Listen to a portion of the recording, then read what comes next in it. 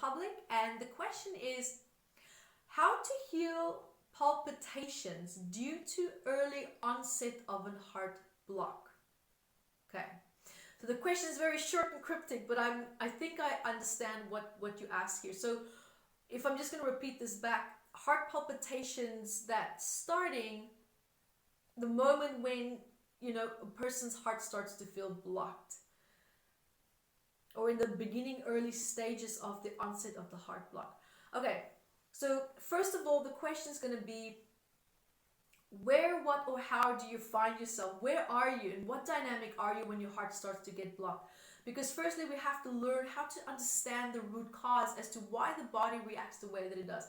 We don't need to know the exact, you know, reason for that.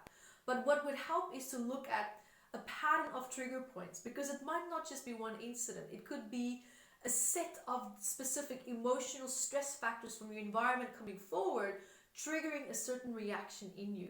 And that trigger can be related to your childhood. That trigger can be related to a memory from your DNA lineage, and your body is just having the physical reaction with no clear cognitive recollection of what the memory could be connected to.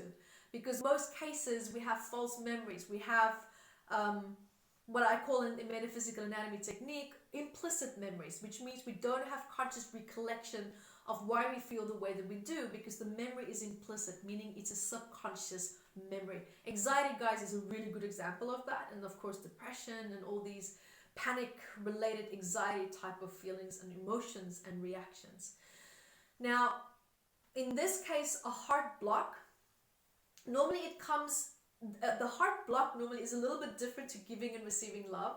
And what I notice with heart block is that a person's heart tends to give that physical reaction when they are in a situation that is not in alignment with a true natural personality and characteristic.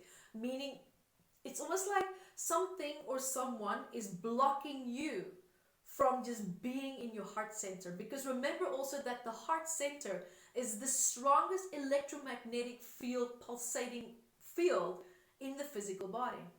The second one is the brain. The heart is 5,000 times stronger. And whatever it is that we feel, think, or, you know, process in our cognitive mind or feel in our heart, because we also know that the heart can think and make decisions independently to the brain. If you want to learn more about that, go check out my level 1 online healing course at metaphysicalanatomy.com, because I talk a lot about that in the level 1 online healing course.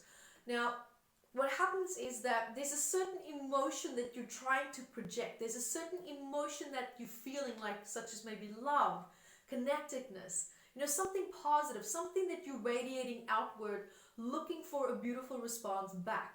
However, in the past, what I'm now hearing is that there was a moment in time when you did project that beautiful flow of having a certain emotional need met.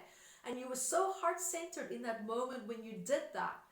And someone coming in with the frequency, you know, also shooting out these electromagnetic fields from their part is probably very aggressive, very mean, very cold, not necessarily meeting your match, your frequency match in the same level, causing a complete disruption because you didn't receive what you were looking for from your environment, shutting down the flow of this electromagnetic field aspect within the heart center. And so now when you have the thought, let me explain it like this. When you have a thought, and that thought can also be felt, and normally we can't feel that, say, in the heart or in the gut, we can feel it throughout the whole body. But normally we can also feel that emotional thought, especially if it's a very sentimental thought, something that we're very emotionally close to. That can be felt in the heart as well. And so when you feel that in the heart, what's happening between the neural pathways, when the neurotransmitters fire off, it creates an electromagnetic field. So that's what I mean when I say electromagnetic field. And this electromagnetic field is holding the programming of the thought and the memory of what it is that you're looking for, or what it is that you're emotionally holding in that state. So in this case, it could be whatever it is that, you know, you were feeling or projecting outward, which is normally positive, which is having a certain need met, or feeling love, feeling connectedness, something positive. And that electromagnetic field is being radiated out, because what ultimately then happens is that this part is it's being sent, it's moving, it's going, and it's looking for a resonance somewhere to look for connection. Ultimately, deep down, the root cause is looking for connection. And this need for connection was perhaps met by a very abusive person, a person that was very harsh, a person that was maybe very mean, maybe very narcissistic, or maybe just extremely masculine, or not in alignment with the need that you needed to be met, which was, of course, in this case, a very gentle and graceful way.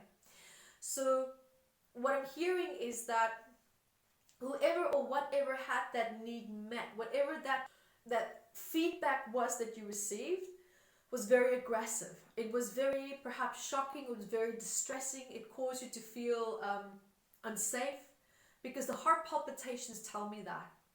Okay, so every time I feel that consciously or subconsciously, when you have the thought or the memory of wanting to connect to a certain beautiful emotional state, and you holding that and you want to radiate that, the subconscious mind triggers the memory of what happened in the past, meaning you now emotionally, biochemically react to a memory that you don't consciously remember, but your emotional body remembers. And so now you're having that physical reaction as the memory, because consciously what you perhaps want is just to connect. You want connectedness, you want connection. You maybe want love, you maybe want just to feel safe with someone. But now you have a trauma associated with that because of the experience that you had through the electromagnetic field, and that now being programmed back into the body because of the way that it was met. And so now your subconscious mind made an association with that.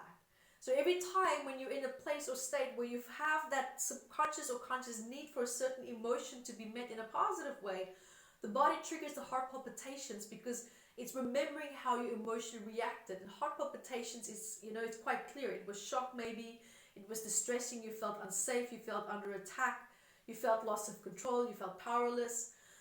Any or all of the above. And so that is why the heart creates the feeling of feeling blocked, because there was that incompatibility. Okay, it was an incompatibility and a lack of resonance. It's not necessarily a block, but it's rather than I'm feeling this positive feeling that I want to feel, but I can't find a resonance with that and I feel stuck. Okay, and it's remembering then how it felt when it did receive something in return, which clearly was not positive.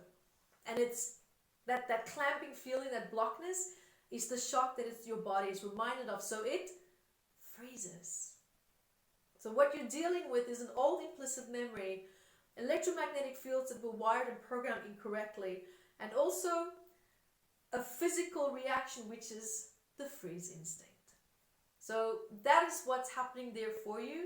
And I do hope that that helps. It was a brilliant question, by the way. I love these kind of questions. So I hope that helped for you. Okay, so until next time, keep asking these great questions, guys. Be the light that you are. Hi guys, thank you for joining me, and remember to grab your copy of Metaphysical Anatomy on Amazon, 679 medical ailments. And I also wrote about the psychosomatic root causes of that, and I'm spoiling you because I even added key points for you to start looking at important questions that you can ask yourself to start improving your quality of life. And also remember to catch me on Instagram, Evette Rose, 1 with the digit 1, and Metaphysical Anatomy on our Facebook fan page. Bye guys!